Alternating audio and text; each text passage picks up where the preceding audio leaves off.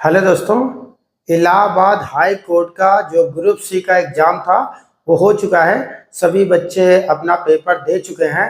तो जो बच्चे हैं हमारे स्टूडेंट हैं उनसे हमने बात करी कि कौन सा पोर्शन कठिन आया है। तो उन्होंने वही बताया, तो वही हम आप लोगों को जानकारी देंगे। क्योंकि कल स्टेनो का भी, इलाहाबाद हाई कोर्ट स्टेनो वाले का भी एग्ज़ाम लगा हुआ है। तो बच्चे उसी तरीके से अपनी तैयारी कर सकते हैं। तो उसमें देखिए 4 पोर्शन आने थे। हिंदी आनी थी, इंग्लिश आनी थी, जीएस आनी थी और आपका जो एक पोर्शन बचा हुआ है मैथ। तो 4 चीज़ें आनी थी। तो इस वाले ग्रुप सी वाले पेपर में जो बच्चे से बात हुई, उस बच्चे ने बताया है कि इंग्लिश के करीबन-करीबन 5 क्वेश्चन जो ऐसे थे जो हमको काफ़ी कठिन लगे। हो सकता है किसी भी बच्चे को ये पोर्शन हो सकता है सरल लगा, क्योंकि इंग्लिश मीडियम वाले बच्चे भी आजकल पेपर देते हैं। तो वो जो यूपी बोर्ड का लड़का था तो उसने बताया कि हमको भैया 5 क्वेश्चन जो इंग्लिश के थे वो कठिन लग रहा था, बाकी पेपर नॉर्मल था। वो लड़का एसएससी का भी एग्जाम दे चुका है। तो इंग्लिश में उसने बोला कि सबसे पहले जो इंग्लिश थी वो थोड़ी सी उसको कठिन लगी है। दूसरा जो क्वेश्चन है मैथ, मैथ भी कह रहा था ठीक है ये, लेकिन हाँ कह रहा था इसमें भी 4 से 5 क्वेश्चन हम कठिन मान लेते हैं। तो ये कह रहा है कि 20 क्वेश्चन उसमें भी ठीक थे और 20 इसमें भी ठीक थे। और हिंदी में कह रहा था कि हमारा जो पढ़ा हुआ था वो सभी ज़्यादातर बच्चे जो हिंदी का जो पेपर देने जाते हैं, जिनके यूपी बोर्ड वाले होते हैं, और हिंदी सभी की अच्छी होती है। तो कह रहा मेरे करीबन हमको 3 क्वेश्चन ऐसा लग रहा था जो डाउट में है, बाकी हमारे पूरे सही है।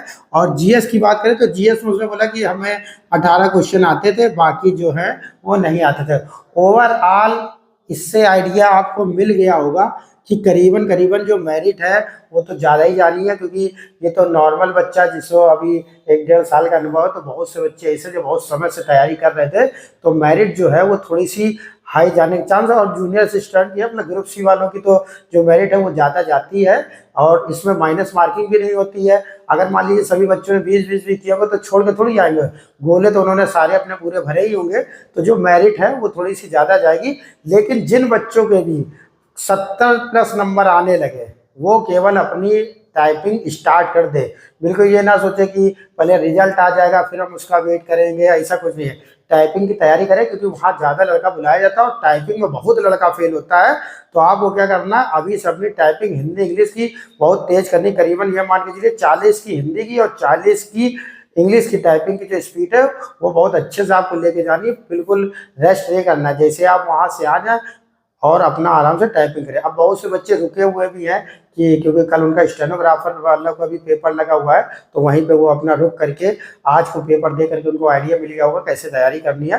कल के पेपर में स्टेनोग्राफर में तो मेरिट कम जाती है, क्योंकि थोड़ा बच्चा जो है वो कम भी रहता है और हर आदमी स्टेनो की तैयारी नहीं कर रहा होता। तो जिन बच्चों को आइडिया मिल गया होगा तो अपनी तैयारी अभी करें, और कल जैसे ही स्टेनो का पेपर हो जाएगा फिर हम आपको बताएंगे कि कैसा पेपर आया है। Thank you.